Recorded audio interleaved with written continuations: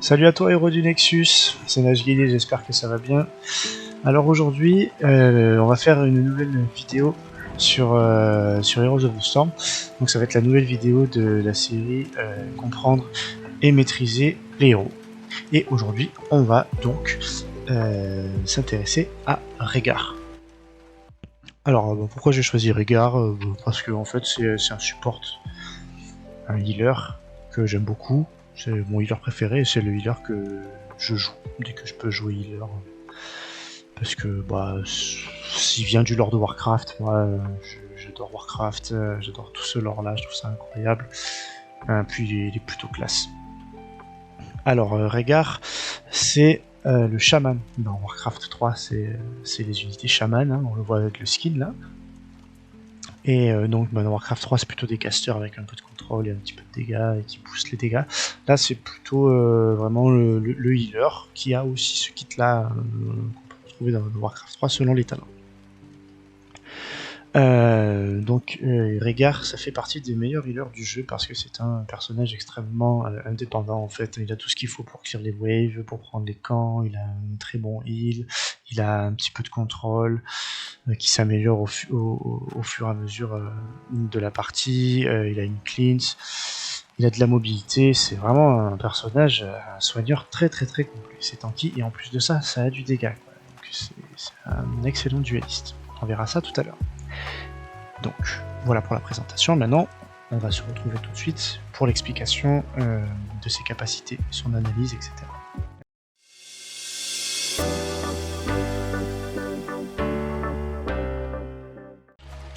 Donc les capacités, déjà, première capacité, et on va aussi afficher les statistiques, c'est que c'est un soigneur au corps à corps, donc il attaque au corps à corps.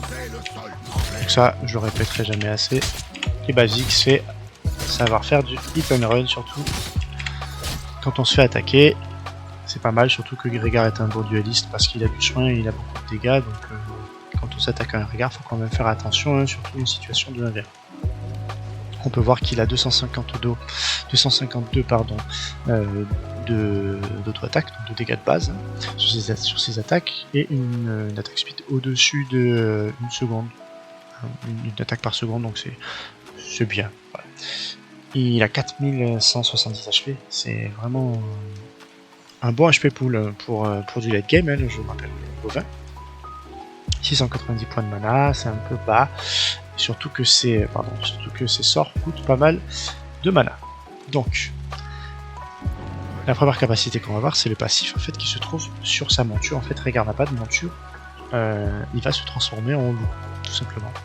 Et c'est instantané, il n'y a pas de temps d'incantation. Voilà. Et donc, sous forme de loup, il va avoir, donc on voit là ici, ça a changé, on a 20% de movement speed en plus, donc on est à 120%, c'est 10% de moins qu'une monture, mais ça reste quand même très bien, c'est pour ça qu'il est très mobile. Il peut chase, esquiver des skill shots, s'enfuir, rejoindre ses mates, aller rapidement d'une lane à l'autre, etc. Et la seconde partie du passif, c'est que ça va booster sa prochaine attaque de base, en fait, hein, qui va infliger du coup 441 points de dégâts au niveau 20, ça va crit, et il va effectuer un petit bond, donc se rapprocher beaucoup plus vite de sa cible. Voilà, et ça le retransforme en orc. Dès qu'on inflige des dégâts, ça retransforme en orc. Infliger des dégâts, utiliser les sorts, ça transforme en orc, donc vous n'avez plus de vitesse de déplacement, vous n'avez plus le petit dash pour vous escape ou pour esquiver des skill shots. Voilà pour le passif. Ensuite, le A. Le A, c'est le sort de soin de Rehgar, donc c'est une chaîne de guérison, une salve de guérison. J'aime bien dire chaîne parce qu'en fait ça me rappelle la chaîne d'éclairs de Thrall. C'est-à-dire que là on va prendre des dégâts et ça va soigner jusqu'à 3 alliés. En fait. Ça va soigner donc la cible principale et ça va soigner 3 alliés qui sont dans les 7 mètres autour de la cible principale. Allez, vous voyez là, tu vois là on a pris donc on a mis 570 de heal sur la cible principale et je me suis rendu aussi 570 dégâts. Le truc c'est que si on est loin, ça va nous rendre de la vie, mais ça va rendre de la vie autour de la cible principale et des fois si on a un allié derrière nous, et ben ça va pas le soigner alors qu'on aimerait bien. Donc ce qu'on peut faire c'est se mettre le sort sur soi-même. tous les sorts de Rehgar, et c'est très important de le faire et de le savoir, c'est qu'on peut les self-cast, on peut les lancer sur soi-même grâce à la touche Alt plus le sort désiré. Donc là, en l'occurrence, le A. Ça va nous soigner nous, et ça va soigner le totem devant, et ça va aussi soigner la cible qui sera derrière. Voilà pour le A. C'est assez manavore, hein, c'est quand même 60 de mana, donc il faut faire attention quand on utilise ce sort-là, à pas trop à le spam, ou pas trop le spam, ou l'utiliser vraiment dans la bonne situation. Le Z, c'est un bouclier de foudre qui ne donne pas de bouclier, en fait, ça va être des boules de foudre qui font des dégâts en zone. Voilà, autour de vous pendant 5 secondes. À chaque fois que ça va toucher un ennemi, quand une structure ou des sbires, ça va régénérer la mana de Rehgar de 2 points de mana par cible touchée sur 5 secondes. Donc en fait 10 points de mana si c'est qu'une cible. Si on est sur une vague de sbires, hein, donc il y a 7 sbires sur une vague, on va toucher 7 sbires sur 5 secondes. 2 points de mana par sbire, on va régénérer 70 points de mana. Donc en fait on va se rembourser totalement le coût en mana. Et en plus on va en regagner. Donc ça permet de récupérer sa mana et en regagner, remonter sa barre plus vite. Donc c'est important de faire ça sur les vagues de sbires, quand on clear les sbires, etc. Et on peut aussi du coup se le mettre sur soi-même avec le Alt Z. Le dernier sort, pas du tout, le E, c'est un totem. Voilà, qu'on plante par terre et qui nous donne une zone en fait pendant 6 secondes, voilà. Et c'est une zone de slow en fait, c'est-à-dire qu'on va ralentir les ennemis pendant 6 secondes de 35% à chaque fois qu'ils vont traverser. Une fois qu'ils sortent de la zone, ils ne sont plus ralentis. On peut pareil se le mettre sur soi, mais ça sert à rien. Enfin, je trouve pas ça très utile. Et petit tips très intéressant, c'est que on peut aussi mettre le bouclier de fou sur le totem. Donc on verra dans les tips and tricks tout à l'heure, ça peut être vraiment très utile. Maintenant, le dernier sort, qui est la place des passifs de beaucoup de héros, c'est la purge. Donc ça va rendre insensible un allié pendant 0,5 secondes à toute forme de contrôle à part les polymorphes. Les polymorphes, il n'y a rien qui l'enlève. Malheureusement, c'est comme ça. Voilà, et ça a une bonne range, hein. Donc on peut le faire à distance. Voilà. Donc c'est 0,5 secondes. Le truc c'est que ça rend insensible, donc on peut se dire ah ouais trop bien, tout. Je peux pré-shot un hook de balafré ou un contrôle de garroche et tout. 0,5 secondes c'est rapide, donc c'est plutôt fait pour enlever un contrôle existant plutôt que de pré-shot. Mais si vraiment vous êtes chaud, si vraiment t'es chaud pardon sur la cleanse, tu peux vraiment pré-shot des trucs et faire le café et voilà. Et la deuxième application, c'est que on peut slow un adversaire. Voilà. En fait, à l'impact du sort, on va le slow de 80% et ensuite le slow va diminuer sur 2 secondes. Voilà. Donc c'est un deuxième contrôle, c'est quasiment l'équivalent de route, hein. C'est pendant 2 secondes, donc c'est vraiment pas mal. Des fois on peut se dire attends, je le slow et là hop on peut placer tous les contrôles qu'on veut dessus. C'est très pratique, très très fort offensivement. Voilà pour le kit de base. Maintenant, on va se retrouver pour le build que moi j'aime bien faire et que je recommande un petit peu pour apprendre le perso et aussi pour le maîtriser parce qu'il y a plein de choses à faire. Allez, à tout de suite.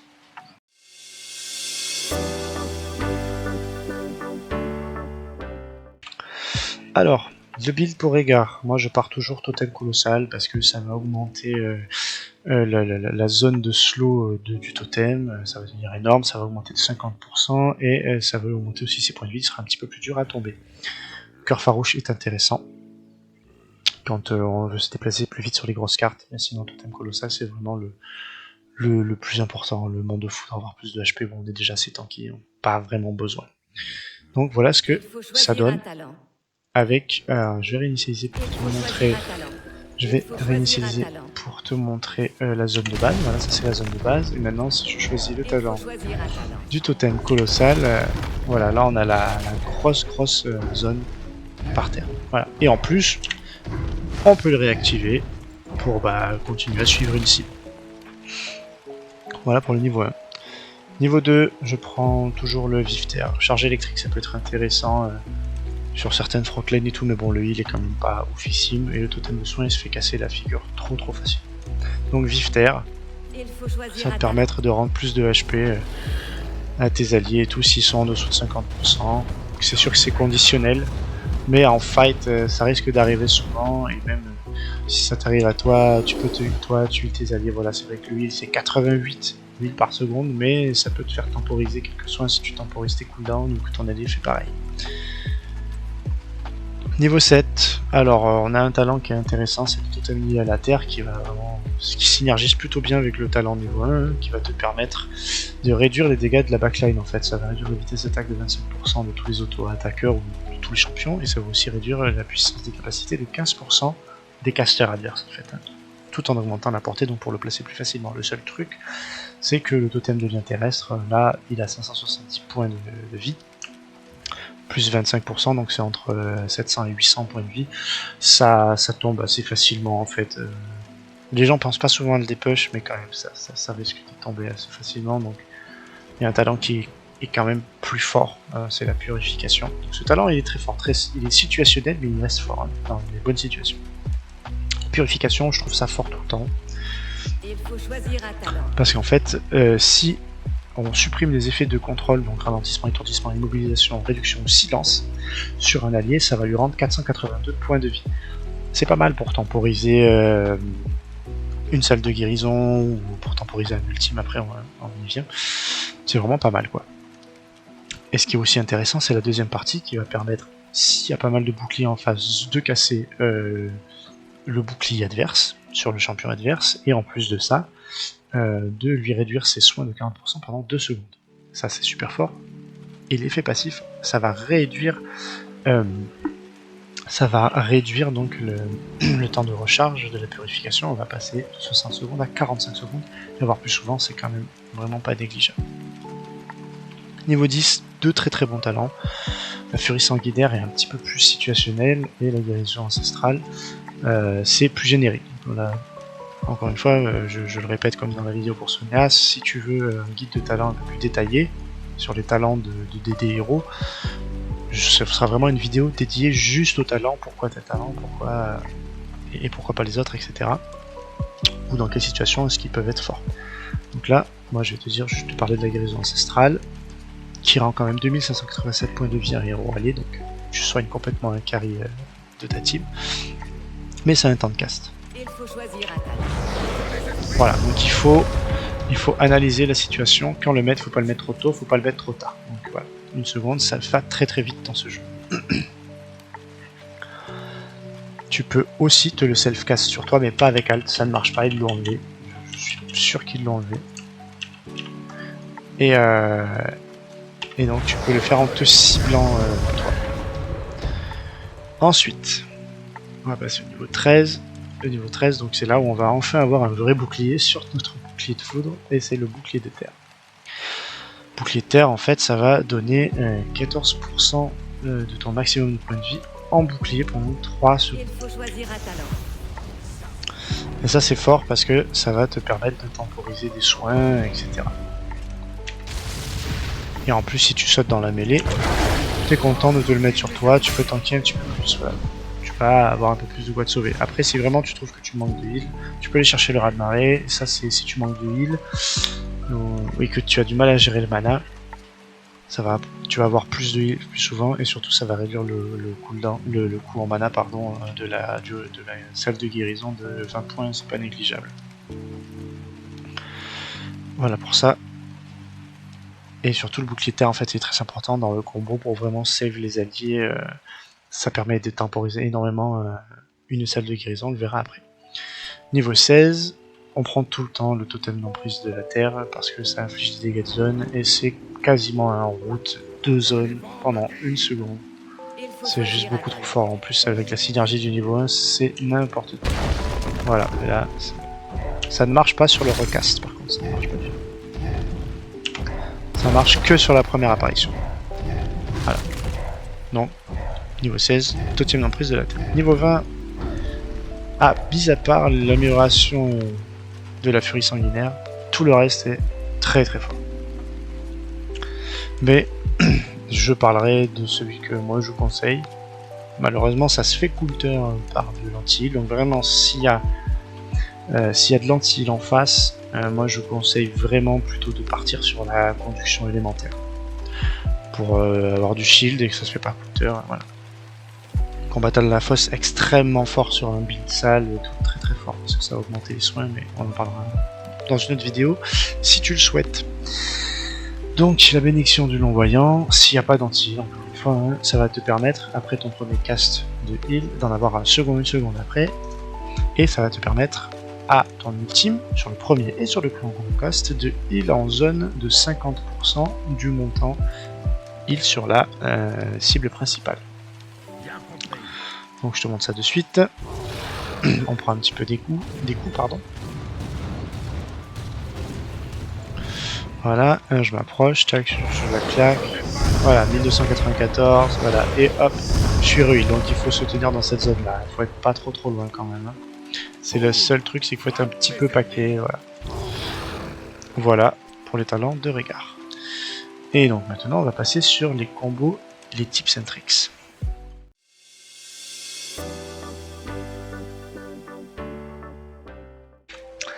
Donc, pour les combos de Rehgar, il y en a 3 à connaître. Donc, un très basique pour clear les camps et aussi pour se défendre si jamais on se fait attaquer.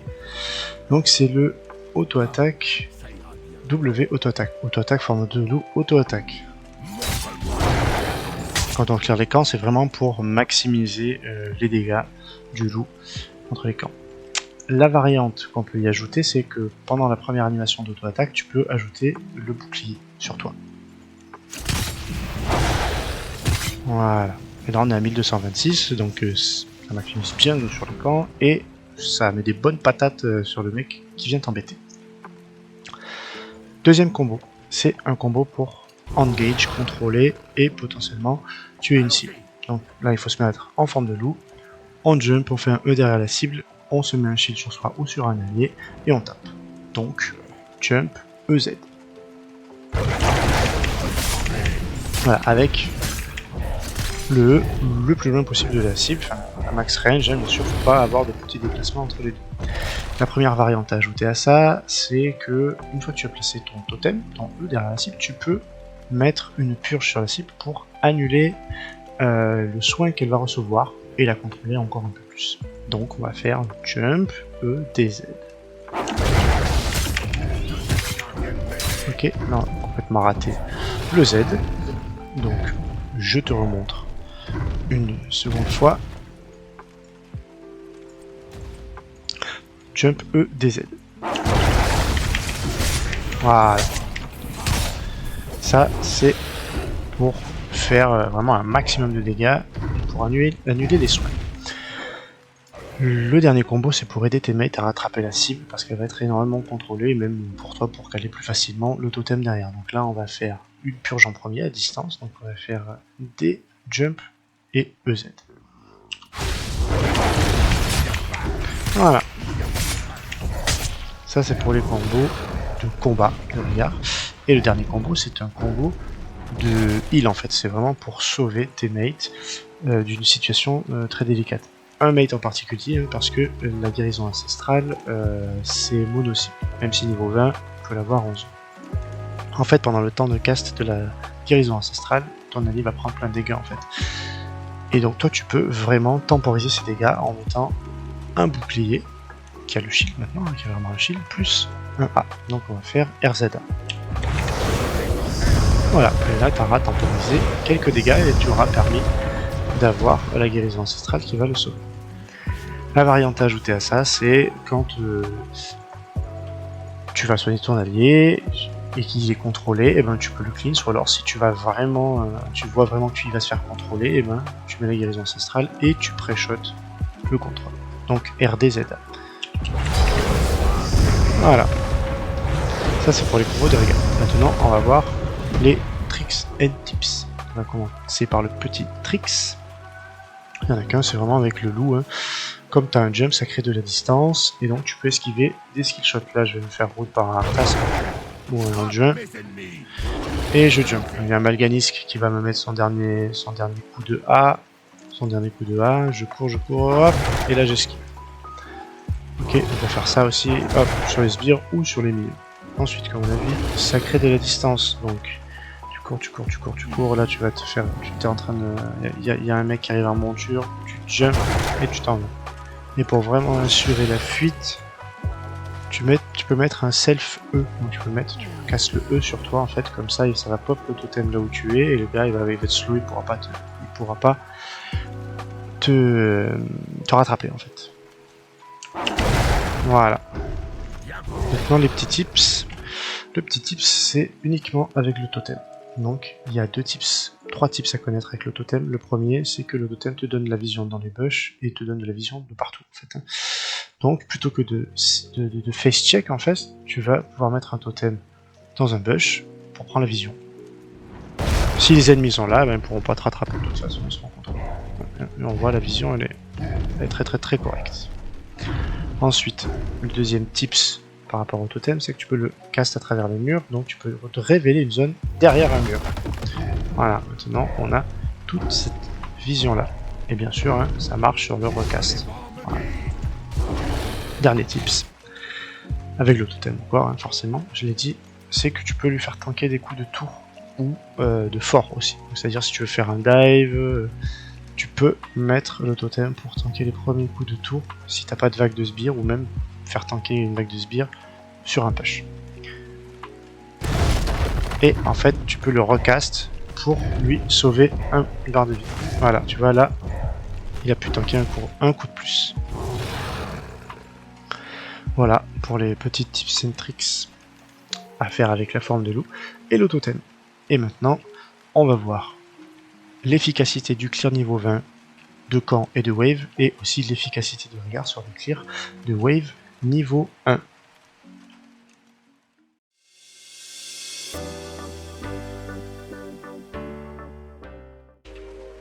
Donc là, on va se mettre des petits serviteurs, on va enlever les temps de recharge. Et je vais te montrer un clear de wave avec Rehgar. Pourquoi Rehgar c'est très fort et pourquoi c'est indépendant. Voilà. Voilà. On se met là. Voilà. Et le dépush, hein, on voit. Il est très bon. Voilà, on a fini le dépush là. Super. Maintenant, on va regarder ça. On va aller clear un camp. Toujours attaquer le mage. Hein. Et on rentabilise le passif, hein. Toutes les 4 auto-attaques, on utilise le passif. Ah, ça fait des pics parce que je me self-casse les trucs. Voilà. Ah, regarde, ça fait les camps tout seul. Bon, ça c'était niveau 1, mais sur les autres niveaux, ça marche très bien. Maintenant, je vais te montrer niveau 1. Le clear de Rehgar. Hop. Donc là c'est bien. Hop, on va dash dans la wave. Tu vois, toute ma mana je l'ai récupérée là.